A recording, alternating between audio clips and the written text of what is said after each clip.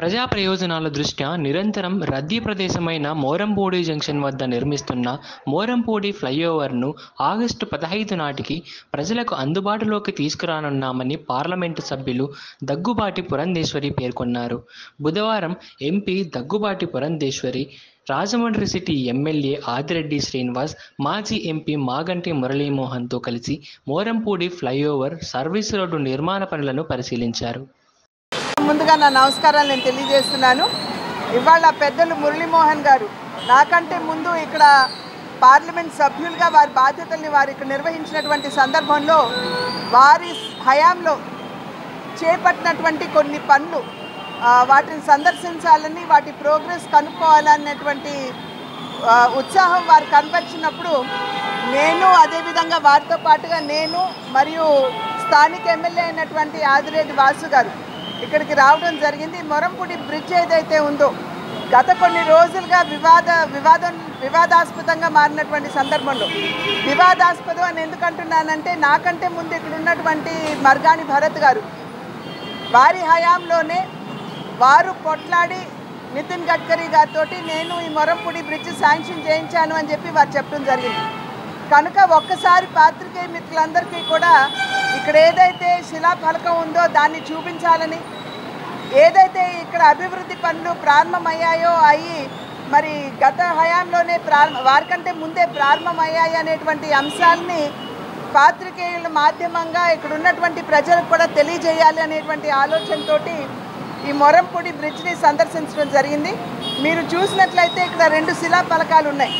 ఒకదాని మీద 2019వ సంవత్సరంలోనే దీనికి శంకుస్థాపన చేశారు అనేటువంటి అంశం మనకు అర్థమవుతుంది.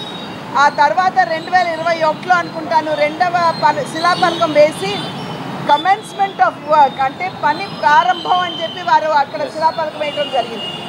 అందరూ కూడా నవ్వుతారు, ఎందుకంటే ఎవరు ఎక్కడ కమెన్స్మెంట్ ఆఫ్ వర్క్ అని చెప్పి ఇంతవరకు శిలాఫలకం వేసినటువంటి దాఖలాలు దేశంలోనే లేవు. రాష్ట్రం వదిలేసేయండి, దేశంలోనే లేదు. అంటే ఎక్కడికెక్కడ రాజకీయ లబ్ధి, ప్రజా శ్రేయస్సు కంటే కూడా రాజకీయ లబ్ధి మీద ఎక్కువ దృష్టి పెట్టినటువంటి విధానం మనకి సుస్పష్టంగా దీని మాధ్యమంగా మనకు అర్థమవుతుంది. పీడీ గారిని కూడా ఇవాళ ఇక్కడికి పిలిచాం, వారితో కూడా మాట్లాడటం జరిగింది. దగ్గర 100 కోట్లతోటి మొరంపూడి బ్రిడ్జ్ ఏదైతే ఉందో ఈ 216A నేషనల్ హైవేలో అంతర్భాగంగా ఈ యొక్క బ్రిడ్జిని కూడా కేంద్ర ప్రభుత్వం చేపట్టడం జరిగింది. దీనికి 100 కోట్లు అవుతుంది. ఈ బ్రిడ్జి యొక్క పనులు ఆగస్టు 15 కల్లా ఈ బ్రిడ్జిని ప్రారంభోత్సవం చేసుకోవచ్చు అని చెప్పి పీడీ గారితో మూవ్ అవ్వాలని, రాబోయే కాలంలో 1 నెల పాటు ట్రాఫిక్ డైవర్ట్ చేసి మిగిలిన లేయర్స్ కూడా ఈ సర్వీస్ రోడ్స్లో వేసి దీన్ని పటిష్టం చేస్తామని చెప్పి పీడీ గారు కూడా చెప్పడం జరిగింది. కనుక రేపు ఆగస్టు 15న ఈ బ్రిడ్జ్ ఓపెనింగ్, ఇంకొక నెల 15 రోజుల తర్వాత సర్వీస్ రోడ్స్ కూడా క్లియర్ అయిపోతాయి. ఇక్కడ ఉన్నటువంటి ట్రాఫిక్ సమస్యకి ఇది ఒక మంచి పరిష్కారం. ఇందు మూలంగా మనకు అర్థమయ్యేది ఒక విషయం కూడా ఏమిటంటే కేంద్ర ప్రభుత్వం సైతం దేశాన్ని మనం అభివృద్ధి పథంలో నడిపించాలని పదే నరేంద్ర మోడీ గారు 11వ ఆర్థిక శక్తిగా ఉన్నటువంటి భారతదేశాన్ని 5వ స్థానానికి తీసుకుని రావడం జరిగింది. అదేవిధంగా రాబోయే కాలంలో మేము 3వ స్థానానికి తీసుకెళ్తామని చెప్పి ప్రధాని గారు చెప్పారు. అయితే 3వ అతి గొప్ప ఆర్థిక శక్తిగా భారతదేశాన్ని మనం మలుచుకోవాలంటే మౌలిక వస్తువులు చాలా అవసరం. రోడ్లు కావచ్చు, పోర్ట్లు కావచ్చు, ఎయిర్పోర్ట్లు కావచ్చు, రైల్వేస్ కావచ్చు. కనుక అందులో భాగంగా ఎంత బ్రహ్మాండంగా ఈ కన్స్ట్రక్షన్ జరుగుతుందో ప్రజలందరూ కూడా గమనించాలి. 2014 సంవత్సరానికి ముందు రోజుకి 12 నుండి 13 కిలోమీటర్ల రోడ్ల నిర్మాణం మాత్రమే జరిగితే ఇవాళ 2014 నుండి ఇవాళ వరకు, అంటే నరేంద్ర మోడీ గారు ప్రధానిగా, నితిన్ గడ్కరీ గారు రైల్వేస్ అండ్ ట్రాన్స్పోర్ట్ మినిస్టర్గా బాధ్యతలు చేపట్టిన తర్వాత రోజుకి 30 కిలోమీటర్ల రోడ్డు నిర్మాణం జరుగుతుంది. అందులోని ఎంత బ్రహ్మాండంగా రోడ్లు ఉన్నాయో ప్రజలందరూ కూడా గమనిస్తున్నారు. కనుక దేశ శ్రేయస్సు, ప్రజల సంక్షేమానికి ఎన్డీఏ కూటమి కేంద్రంలో కావచ్చు, రాష్ట్రంలో కావచ్చు ఎప్పుడూ కూడా పెద్దపీట వేస్తుందని చెప్పి మీ మాధ్యమంగా ప్రజలందరికీ తెలియజేస్తుంది. కూటమికి అద్భుతమైన విజయాన్ని ఇచ్చిన ప్రజానీకానికి ముందుగా హృదయపూర్వకంగా కృతజ్ఞతలు తెలియజేస్తున్నాను. మూడోసారి అధికారంలోకి వచ్చినట్టుగా మోడీ గారికి కూడా ఓట్లు వేసి గెలిపించడం, ముఖ్యంగా మన రాజమండ్రి పార్లమెంటరీ కాన్స్టిట్యూన్సీ చూసుకుంటే మరి ఎంపీ గారిని అలాగే 7 ఎమ్మెల్యేలు కూడా గెలిపించుకునేటువంటి ఎన్డీఏ కూటమి రావడం చాలా గొప్ప విషయం, చాలా ఆనందించవలసిన విషయం. ముఖ్యంగా ఈ మోరంపూడి ఫ్లైఓవర్ కోసమని అనేక పర్యాయాలు గడ్కరీ గారి దగ్గరికి వెళ్ళి మీరు ఇవ్వండి సార్, హైయెస్ట్ ట్రాఫిక్ ఉన్న ఏరియా అనేక యాక్సిడెంట్లు అవుతున్నాయి, కొన్ని యాక్సిడెంట్ ఫోటోలు కూడా తీసుకెళ్ళి చూపించి ఇది శాంక్షన్ చేయడమే కాకుండా దీంతో పాటు 4 చేయించాము. ఇవన్నీ కూడా వర్క్ కమెంట్స్ అయినాయి. ఇందాక చెప్పినట్టుగా ఆగస్టు 15 నాటికి పూర్తి చేస్తామని చెప్పారు వాళ్ళు. ఆగస్టు 15కి ఓపెనింగ్ చేసే అవకాశం కూడా ఉంటుంది. ఇంత ట్రాఫిక్ని వాళ్ళ డైవర్ట్ ఇబ్బంది లేకుండా ఈజీ ఫ్లో, దేనికోసం సిగ్నల్స్ కూడా ఆగాల్సిన అవసరం లేకుండా ట్రాఫిక్ ఫ్లో అవడానికి చేశారు. ఇది రాబోయే రోజుల్లో ఇంకా అద్భుతమైన కార్యక్రమాలు చేయడానికి ముఖ్యంగా యువకుడు ఉత్సాహోజ్జుడైన ఆదిరెడ్డి వాసు గారు, వాళ్ళది కూడా రాజకీయ ఫ్యామిలీ, వాళ్ళ నాన్నగారు కానీ అమ్మగారు కానీ మొన్నటి వరకు వారి శ్రీమతి గారి అందరూ కూడా రాజకీయాల్లో మంచి ముఖ్యమైన పదవుల్లో ఉన్నారు. ఈ రోజున వాసు గారు ఈ 5 సంవత్సరాలు ఆయన ఉన్నా లేకపోయినా ఆవిడ గారు వచ్చినా లేకపోయినా ప్రతిరోజు కూడా అందరికీ అందుబాటులో ఉంటాం. ఒక ఎత్తు అయితే అన్నా క్యాంటీన్స్ మూసేస్తే అన్నా క్యాంటీన్స్లు మళ్ళీ వాళ్ళ సొంత ఖర్చులతో రివైవ్ చేయడం కూడా ఆవిడ చేశారు. ముఖ్యంగా ఈ బ్రిడ్జి, ఈ రోడ్డు రావటం కోసం కృషి చేశాం. వాళ్ళ రోజున దీన్ని చూస్తే చాలా ఆనందంగా ఉంది. డెఫినెట్గా మరి ఎంపీ గారు ఎమ్మెల్యే గారు కూడా పిలిస్తే ఓపెనింగ్ సెరమనీకి కూడా రావాలనుకుంటాను. అది కళ్ళారా చూడాలని కూడా కోరికగా ఉంది. తప్పకుండా అది ఈ సంవత్సరం ఆగస్టు 15 నాటికి అవ్వాలని కోరుకుంటున్నాను. Thank you. మాజీ ఎంపీ భరత్రాము తానే చేశాను, ఆయన గుండె మీద చేసుకొని చెప్పను మాట. ఎందుకంటే నేను ఊరికే ఆఫీసర్గా ఊరికే ప్రెస్ మీట్లో పెట్టి చెప్పడం లేదు, నాకు అలవాట్లేదు. దీనికోసం ఎంత కృషి చేశానో నాకు తెలుసు, రాజమండ్రి ప్రజలకి తెలుసు.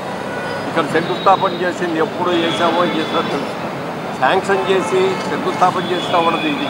తర్వాత ఓపెనింగ్ చేసినప్పుడు ఓపెనింగ్లో ఎవరెవరు ఉన్నారో వాళ్ళు కలిపి చేస్తారు. ఇది పద్ధతి.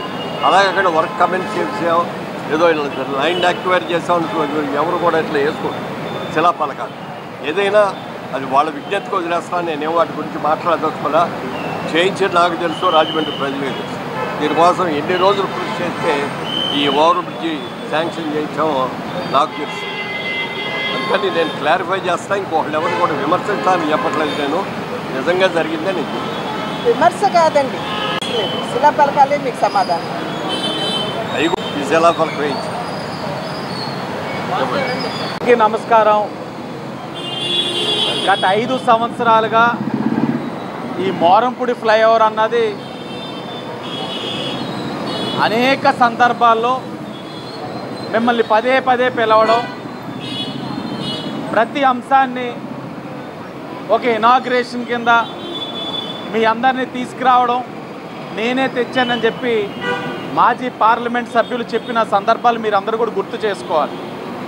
ఈరోజు మురళీమోహన్ గారు ఒక కార్యక్రమం రీత్యా ఇక్కడికి రావడం, గౌరవ ఎంపీ గారిని ఇలాగ ఈ ఫ్లైఓవర్ దగ్గరికి రావాలి, ఆ 2019లో ఆనాడు జరిగిన యాక్సిడెంట్స్ వలన అనేక మంది ప్రాణాలు కోల్పోతూ ఉంటే ఆయన ఇనిషియేట్ చేసి నితిన్ గడ్కరీ గారి దగ్గరికి వెళ్ళి ఈ ఫ్లైఓవర్ని శాంక్షన్ చేసుకొని రావడం జరిగింది. 2019లో ఆనాడు ఉన్న ఎంపీగా మురళీమోహన్ గారు, నితిన్ గడ్కరీ గారు శంకుస్థాపనం చేయడం జరిగింది. దానిదే ఈ శిలాపథకం. తర్వాత కాంట్రాక్టర్స్ జాప్యం వల్ల కానివ్వండి, లేకపోతే అనేకమైన కారణాలు కానివ్వండి, డిలే అవ్వడం అనేది వాస్తవం. డిలే అయిన తర్వాత దాన్ని మనం ఒక ఎంపీగా నెగ్గిన వ్యక్తిగా వైసీపీ పార్టీ నుంచి భరత్రం ఫాలో చేశాడు, అంతే. జస్ట్ ఫాలోఅప్ చేశారు. దాని గురించి అని చెప్పి మళ్ళా దానికోసం ఒక శిలాపథకం వేసుకొని దానికి కమెన్స్మెంట్, ఇందాక ఎంపీ గారు చెప్పినట్లు బహుశా భారతదేశంలో ఎలాంటి శిలాపథకం అయితే ఎవరు చూడం, భవిష్యత్తులో కూడా చూడబోం. మాకు కొన్ని సాంప్రదాయాలు ఉన్నాయి, మేము గౌరవిస్తాం. మీరు నిజంగా కానీ ఏదైనా ఒక అభివృద్ధి కార్యక్రమం చేస్తే దాన్ని మేము చేసేమని చెప్పి ఆ యొక్క క్రెడిట్ని తీసుకునే తత్వం అది కాదు. మీరు నిజంగానే చేస్తే మేము గౌరవిస్తాం. కానీ ఇది గౌరవ మాజీ పార్లమెంట్ సభ్యులు మురళీమోహన్ గారు చేశారన్నప్పుడు కనీసం ఏనాడు కూడా నీకు గౌరవం లేకుండా ఆయన పేరును కూడా ఉచ్చరించకుండా నేనే చేశానని చెప్తా ఉన్నారు. ఇందాక మీడియా వారు మీరు అడుగుతూ ఉన్నారు, ఆయనే చేశారు కదా అంటా ఉన్నారు. నిజంగా ఆయనే కానీ మంచి చేసి ఉంటే రాజమండ్రికి ఈరోజు 70,000 మెజార్టీతో ఓడిపోయేవాడా? నిజంగా ఆయనే చేసి ఉంటే ప్రజలు ఈ రీతిలో తిరస్కరించేవారా వారిని? వారు ఏ విధమైన కార్యక్రమాలు చేయలేదు కాబట్టే వైసీపీ పార్టీని తిరస్కరించారు ప్రజలు. ఇప్పటికైనా అవగాహన చేసుకొని సాంప్రదాయాన్ని గౌరవించి గతంలో జరిగిన వాటికి వాటికి సంబంధించిన వ్యక్తుల్ని గౌరవించడం నేర్చుకుంటే రాజకీయంగా ఉనికి అనేది ఉంటుంది. లేకపోతే ప్రజలు మనకన్నా బాగా తెలివైన వాళ్ళు ఏ రీతిలో సమాధానం చెప్పాలన్నది వారికి అన్నీ తెలుసు. దీంతో పాటు ఈఎస్ఐ హాస్పిటల్ కూడా చూడండి. ఆనాడు ఎంపీగా ఉన్న మురళీమోహన్ గారు దాన్ని ఇనిషియేట్ చేయడం వల్ల ఈరోజు ఈఎస్ఐ హాస్పిటల్కి అనేకమైన కోట్లు శాంక్షన్ అయ్యింది, పనులు చేసుకుంటా ఉన్నారు. గౌతమి గ్రంథాలయం ఉంది, 75 లక్షలు శాంక్షన్ చేశారు, అది కూడా వారిది. అలాగే కంబాల్ చెరువులో ఉన్న నేషనల్ ఫ్లాగ్ ఏదైతే ఉందో అది ఎంపీ ల్యాడ్స్ నుంచి ఇచ్చారు. ఎంత దౌర్భాగ్యం అండి! ఆయన ఎంపీ ల్యాడ్స్ నుంచి నేషనల్ ఫ్లాగ్కి డబ్బులు ఇవ్వడం ఏంటి? ఈయన శిలా పథకం వేయించడం ఏంటి? దాన్ని కూడా అబ్జెక్ట్ చేస్తే కమిషనర్ గారు అవునండి మురళీమోహన్ గారు చేశారు అని పేరు వేయడం కరెక్ట్ కాదు సార్ అని చెప్పి తీయించడం జరిగింది. ఇప్పటికైనా సరే మేము హుందాగా ఉంటా ఉన్నాం, ప్రతిపక్ష వారు మీరు కూడా హుందాగా వ్యవహరించాలని చెప్పి కోరుతా ఉన్నాం. దేవునికి నిన్న మా ఎంపీ గారును మా ఎమ్మెల్యేలు 7 కూడా గెలిచిన సందర్భంగా మా రియల్ ఎస్టేట్ డెవలప్మెంట్ అసోసియేషన్ వాళ్ళు వారిని అందరూ కూడా సత్కరించారు, అభినందించారు. ఆ కార్యక్రమం మీద వచ్చాం. ఎలాగో వచ్చాం కాబట్టి మనం శాంక్షన్ చేసిన బ్రిడ్జ్ ఎలా ఉంది, లేకపోతే ఈఎస్ఐ హాస్పిటల్ ఎలా ఉంది, గ్రంథాలయం ఎలా ఉంది, ఇవన్నీ కూడా చూద్దాం ఒకసారి. ఏ పరిస్థితుల్లో నేను ఇంట్రెస్ట్ తోటి వచ్చాను తప్ప లేదు, అలవాటు నాకు లేదు. నేను ఒకసారి కాదు అంటే కాదంతే. నేను లాస్ట్ టైం చంద్రబాబు నాయుడు గారు కూడా మళ్ళీ అడిగారు, ఏమంటే ఫిట్గానే ఉన్నారు కదా రావచ్చు కదా అంటే వద్దంటే ఒకసారి వద్దనుకున్నాను. కాదు సార్, పసుపు సైన్యం ఎక్కడ ఉన్నా కూడా అంత క్రియాశీలంగానే ఉంటాం. మేము పసుపు సైనికులం. అది అలాగే ఒక్క నిమిషం